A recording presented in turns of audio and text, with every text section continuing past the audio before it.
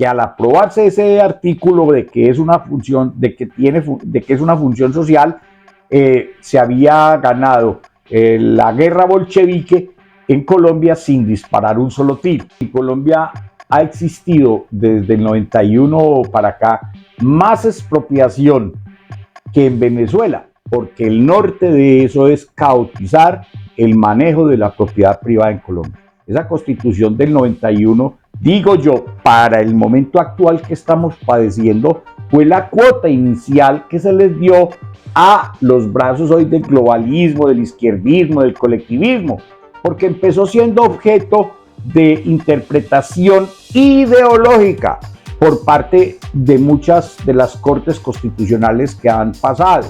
Por ejemplo, el libre desarrollo de la personalidad. Y he dicho que no fue sino la cuota inicial para la legalización del mercado de las drogas. Es que el Club del Rodeo lo podemos comprar mediante el cambio de uso del suelo. Porque Daniel Quintero nos decía, no, es que Medellín ya no les pertenece, es que ustedes son mis enemigos. Conversaciones en CTX. Bienvenidos a Conversaciones CTX. Hay amenazas que se vislumbran en el horizonte, no solo para el país, sino también para los ciudadanos en cuanto a su propiedad, a la propiedad privada. Y para hablar de estos temas, hemos invitado al abogado Nelson Hurtado, a quien le damos la bienvenida a Conversaciones. Nelson. Jaime, muy buenos días, muchas gracias, lo mismo Paula. Realmente este es un tema apasionante. Estamos en un medio donde no nos escuchamos. Yo llevo cerca de 15 años trabajando constantemente todo el tema del derecho urbanístico y justamente vengo muy preocupado desde el año 2017-2018 en que por primera vez se radicó en el Congreso, en la Cámara de Representantes, un proyecto de ley que trataba de la expedición de un código civil nuevo unificando el Código de Comercio para la República de Colombia. Perdóneme una cosa, el Código Civil de Colombia es muy reconocido y muy valorado, viene desde Andrés Bello, si mal no recuerdo. Ese código entonces, el Código Civil reconocido en diversos escenarios, es el que quieren modificar con esa propuesta que usted ha venido haciéndole un seguimiento y que se convierte en una amenaza latente para la ciudadanía. Expliquemos un poco ese tema. ¿Qué es lo que pasa con este proyecto? En el primer proyecto que presentaron en 2018, luego presentaron otro en el 2020 mejorado, realmente lo dije y lo escribí, se queja uno de la calidad, de lo burdo en su redacción. O sea, es que es muy distinto la exquisitez que hay en la redacción, en la composición de los textos del Código Civil que tenemos a lo que se venía. Afortunadamente, esos dos proyectos de ley que tuvieron origen en la Universidad Nacional y tal vez en otra asociación de ciudadana, realmente eran farragosos y eran peligrosos, yo digo peligrosistas, porque por ahí en un artículo sobre la propiedad había uno que daba hasta posibilidad de que alguien, un tercero interesado, pudiera reclamar propiedad privada sobre algún bien que tenía otro. Es decir, había complejidad en cuanto al título y el modo, que es lo que usamos en Colombia para adquirir un bien inmueble o un bien mueble. Ahorita, la Universidad Nacional, creo que entre octubre y noviembre, redactó de nuevo ese proyecto. Dicen que está mejorado, pero yo no he podido leer. Pero a mí, sea que lo hayan mejorado en la redacción, que muchas cosas, a mí no me deja de preocupar, porque el norte de eso es caotizar el manejo de la propiedad privada en Colombia. Y llegamos a un punto muy interesante. Las personas piensan que todo lo que estamos viviendo se inició 8 años atrás o ahorita con el gobierno de Petro. No, esta es una tarea que vienen haciendo ellos hace muchas décadas. La demolición viene de tiempo atrás. Estado, pero el punto crucial es que ellos sí supieron ¿qué fue la Constitución del 91? Para mí, personalmente, la Constitución del 91 para mí es modelo, es modélica. Es decir, ahí puede crear uno una institucionalidad la que quiera. Problema de la interpretación. Esa Constitución del 91, digo yo, para el momento actual que estamos padeciendo, fue la cuota inicial que se les dio a los brazos hoy del globalismo, del izquierdismo, del colectivismo, y lo encontraron. ¿Por qué? Porque ya no es el texto frío de la ley que sería el colmo de un abogado exégeta, pero la Constitución nuestra no está dando, la del 91 que acogimos los colombianos, no está dando respuesta a las voces ciudadanas democráticas. ¿Por qué? Porque empezó siendo objeto de interpretación ideológica por parte de muchas de las cortes constitucionales que han pasado.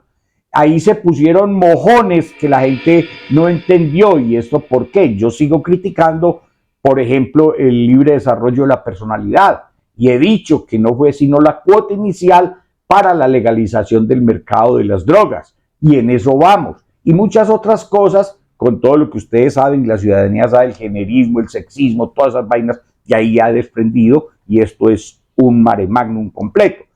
Entonces, en ese código, desde la Constitución, obviamente el artículo 58 establece la propiedad privada y le asigna que tiene una función social y ecológica. El grito que se puso en un principio sobre ese artículo 58 de la Constitución nueva, en nada varía, salvo por lo ecológico, de la del 36. Y en 1936, cuando León Diguit estuvo aquí en Colombia asesorando esa reforma, el gran poeta Silvio Villegas de Manizales manifestó en el Congreso que al aprobarse ese artículo de que es una función, de que es una función social, se había ganado la guerra bolchevique en Colombia sin disparar un solo tiro.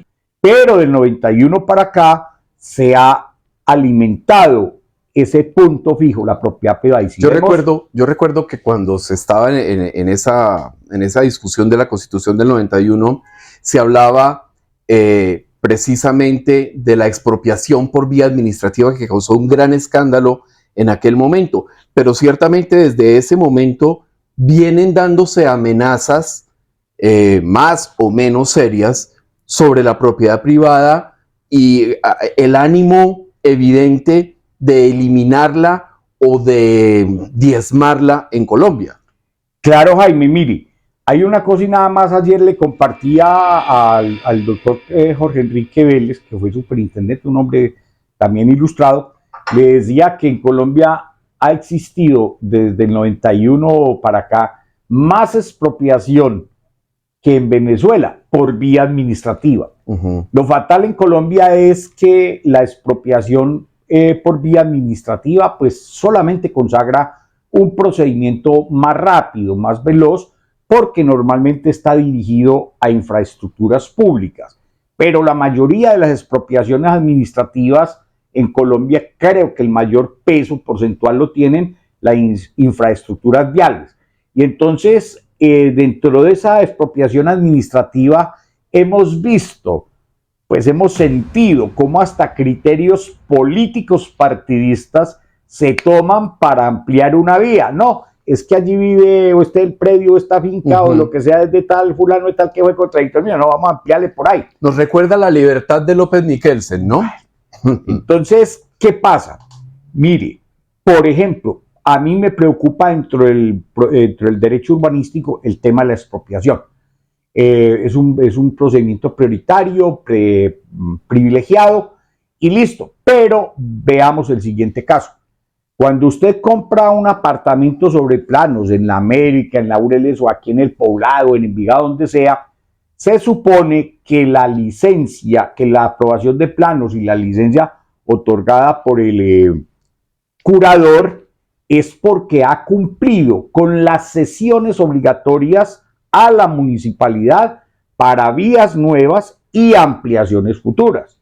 Pero es muy triste que usted compre un suelo urbano edificado, un apartamento, y que a los 2 años venga el mismo municipio y le diga: qué pena, señores, pero le vamos a expropiar a usted tantos metros de zonas verdes internas porque necesitamos ampliar los balsos del inferior, cualquier cosa.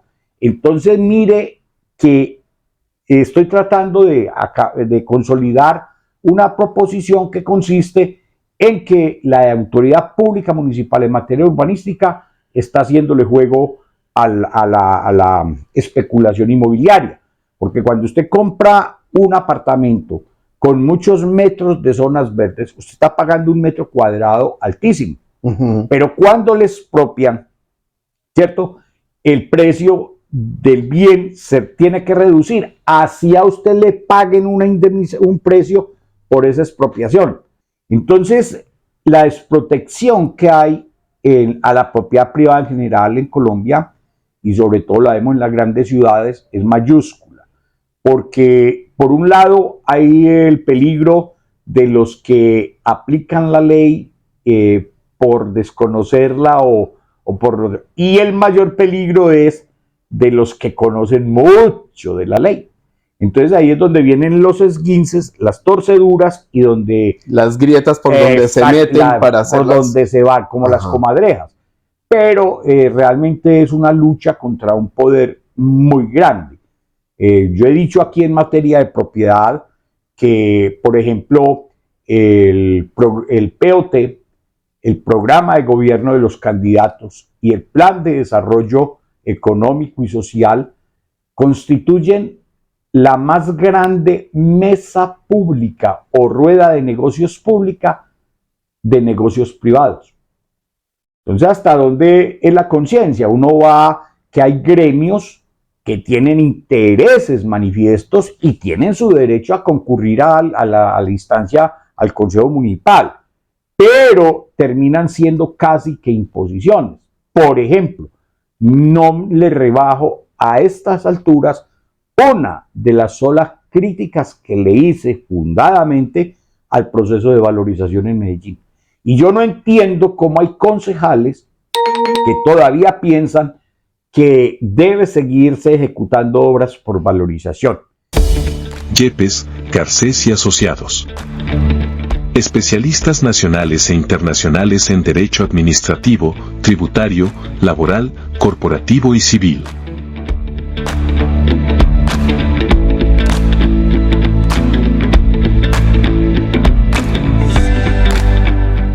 Pero me deja usted inquieto con el tema del plan de ordenamiento territorial, porque justamente este consejo que acaba de iniciar tiene que discutir la modernización del POT. Y si es una situación de negocios y demás, y hay de otro lado también una amenaza latente contra la propiedad privada, ¿en qué podría terminar toda esa situación? Pues yo voy a darle un ejemplo y lo reitero porque consta históricamente en documentos públicos que son las actas del Consejo de Medellín de 2007-2008. Por ejemplo, en el sector del Club El Rodeo, donde está el aeropuerto, donde construyeron Arcadia y toda esa zona, en el 2007-2008, un director de planeación y el Consejo estaba entusiasmado en adquirir los predios del Club del Rodeo para efectos disque de hacer un gran parque y un pulmón verde acá. Que ya sabemos cómo termina todo eso, ¿no? Exactamente. Entonces, ¿qué pasó? Consta en las actas proposición clara del director de planeación de ese entonces y dijo, la cosa es muy sencilla, es que el Club del Rodeo lo podemos comprar mediante el cambio de uso del suelo. Y entonces, al cambiar el uso del suelo, no solo del Club del Rodeo, sino de todo lo que comprende La Mota, esta urbanización que hay al frente, Casitas Blancas, todo ese sector, ¿cierto? Se transforma, se le cambia el uso del suelo. Entonces va a venir la edificación en altura, va a venir la urbanización, y lo dijeron, destinarían tanto del parque, del suelo urbano del Club del Rodeo, a parque, y el resto con un cambio de uso del suelo podría darse edificabilidad en altura. No puede seguirse pensando, construyendo la ciudad a partir del auto, y aquí no hay pedazo de suelo urbano que no se pueda planear sino desde un eje vial.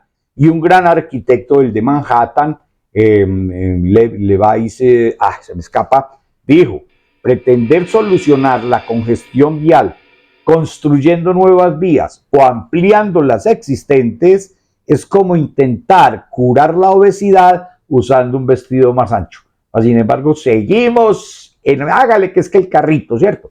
Entonces, yo resumo el tema en que hoy prácticamente la obesidad no es del cuerpo, sino la obesidad es del alma. La decisión que tomaron con respecto a la revocatoria, la decisión del, si no estoy mal, fue el Consejo de Estado, esa decisión implica que las multas y todo lo que había salido del Consejo Nacional Electoral terminaron ya sin sentido. Brevemente, Jaime, mire, hay dos cosas. Cuando la doctora Gloria Jané y yo nos pusimos a estudiar el tema de la revocatoria, usted lo sabe que no tuvimos contacto con ningún movimiento promotor, lo hicimos como ciudadanos y como abogados estudiosos estudiantes, y encontramos que al momento de nosotros promover la acción de revocatoria, encontramos que ya había enorme descontento en la ciudadanía, porque Daniel Quintero nos decía: no, es que Medellín ya no les pertenece, es que ustedes son mis enemigos, nos graduó a muchos que sin serlos de uribistas, y nos cerró muchas puertas. Uno siente el rigor en el ejercicio profesional, pero no íbamos a sacrificar nuestro deber. Una cosa es la decisión que tomó el Tribunal Administrativo de Antioquia, confirmada por el Consejo de Estado, que dijo: qué pena, señora registradora, pero le da curso a la revocatoria en Medellín. Es una orden que le dio a la doctora Jara. Sí. Y se la tragaron. Pero de allá, del movimiento de revocatoria, un miembro de allá, otro abogado, metidito y respetuoso, ni siquiera contando con nosotros, atravesó un memorial, dizque promoviendo un desacato, cuando nosotros ya estábamos preparados para dar que se diera cumplimiento al mandato del artículo 25 de la 393, que era la ejecución por parte del juez colegiado que dio la orden. Eso es una cosa, pero resulta que el artículo 35 de la ley 1757 dice que por denuncia de cualquier ciudadano, los comités y promotores pueden ser investigados cuando se denuncia que hubo o exceso en el tope o que hubo afluencia de dineros de fuentes ilícitas. Eso es lo que hizo Quintero, los denunció: es que usted está llevando toda carreta. Sí, él jugó y con los eso. investiga el Consejo Nacional Electoral. Y si el Consejo Nacional Electoral haya que hubo exceso en los topes o que la otra fuente, simplemente los investiga y los sanciona administrativamente, pero tenía el deber de denunciarlos penalmente, porque eso tipifica delitos electorales. Eso es una cosa. Lo de nosotros es otra, porque logramos probar y demostrar que fue nuestra tesis que el Consejo Nacional Electoral no era la autoridad competente ni para revisar los estados contables que viabilizaban la revocatoria, ni mucho menos para expedir ninguna certificación. Es que había de un lado el sentir ciudadano, y ese sentir ciudadano, que es democracia, no podía ser desconocido tan abiertamente como lo hizo el Consejo Nacional Electoral. Pero nosotros íbamos más allá, porque habíamos planteado la segunda proposición nuestra, y es que la revocatoria se podía hacer incluso el 31 de diciembre del año pasado, porque es que la revocatoria en un caso, en el contexto, es la máxima expresión de algo que nuestra Corte Constitucional ha privilegiado y que todo el derecho internacional privilegia, que es que la democracia participativa que tenemos en este Estado social de derecho democrático y participativo es expansiva y que debe primar el principio proelectoratem, es decir, prevalente el derecho ciudadano, y máxime que la Constitución consagra que la soberanía reside en el pueblo. Entonces se nos quedó así. Nosotros nunca fuimos ni le reclamamos nunca a la ciudadanía de que nosotros no, es que nosotros somos los héroes. No, nunca hicimos eso, porque tenemos una formación supremamente madura y ha sido la que nos ha formado como abogados hechos de sauce y de acero.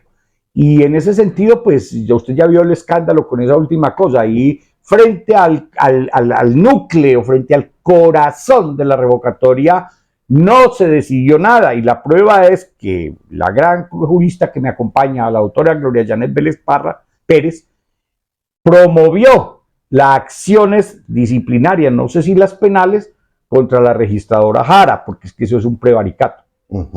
Bueno, nuevamente, doctor Nelson, muchísimas gracias. Muchas gracias a usted. Es un privilegio poder conversar con usted, y seguiremos en contacto para hablar de muchos otros temas. Hay muchos temas calientes, el ruido, por ejemplo, el proyecto de ley, me parece que eso ahora pues es una sugerencia. El tema nuevamente de lo que se llama la accidentalidad vial, yo sostengo que no existen accidentes de tránsito. Bueno, y a ustedes muchísimas gracias por habernos acompañado. Nos vemos en una próxima oportunidad en Conversaciones CTX. Hasta pronto. CTX, la contundencia de los hechos.